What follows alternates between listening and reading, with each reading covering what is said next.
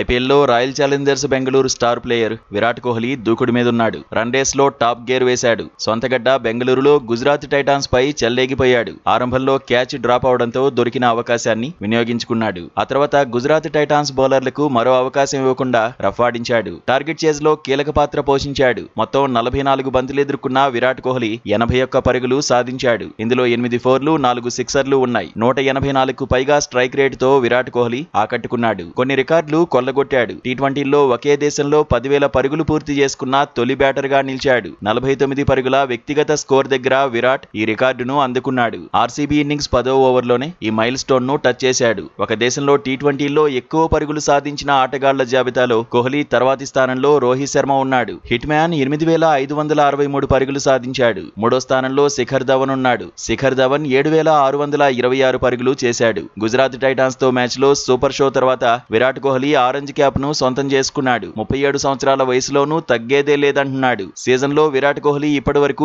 7 మ్యాచ్ల్లో బరిలోకి దిగాడు. 328 పరుగులు సాధించాడు. Average 54.67, strike rate 163.18. సీజన్ లో ఇప్పటి వరకు విరాట్ కోహ్లీ 3 హాఫ్ సెంచరీలు కొట్టాడు. గుజరాత్ టైటాన్స్ ఆర్సీబీ మ్యాచ్ ముగిసిన తర్వాత లెక్కలు చూస్తే అభిషేక్ శర్మ రెండో స్థానంలో ఉన్నాడు. అభిషేక్ శర్మ 7 మ్యాచ్ల్లో 323 పరుగులు సాధించాడు. ఇక ఐపీఎల్లో ఇప్పటి వరకు విరాట్ కోహ్లీ 807 ఫోర్లు కొట్టాడు. 800కు పైగా ఫోర్లు సాధించిన ఆటగాడిగా నిలిచాడు. కోహ్లీ తర్వాతి స్థానంలో ధవన్ ఉన్నాడు. ధవన్ 768 ఫోర్లు బాదాడు. డేవిడ్ వార్నర్ 663, రోహిత్ శర్మ 653 ఫోర్లు కొట్టారు. ఒకే జట్టు తరఫున ఎక్కువ సిక్స్లు కొట్టిన ఆటగాడిగాను విరాట్ నిలిచాడు. రాయల్ ఛాలెంజర్స్ బెంగళూరు తరఫున కోహ్లీ ఇప్పటి వరకు 303 సిక్సర్లు బాదాడు. మరోవైపు బెంగళూరులో తన ఆట తీరుపై విరాట్ స్పందించాడు. దేవదత్ పడిక్కల్ ఇన్నింగ్స్ తో ఆర్సీబీ విజయం ఈజీ అయిందన్నాడు. రాయల్ ఛాలెంజర్స్ బౌలర్లు హార్డ్ వర్క్ చేశారని గుర్తు చేశాడు. పిచ్ పరిస్థితిని అంచనా వేసేందుకు కొన్ని ఓవర్లు స్లోగా ఆడాలని అనుకున్నామన్నాడు. మంచి భాగస్వామ్యాలపైన దృష్టి పెట్టాలనుకున్నామన్నాడు.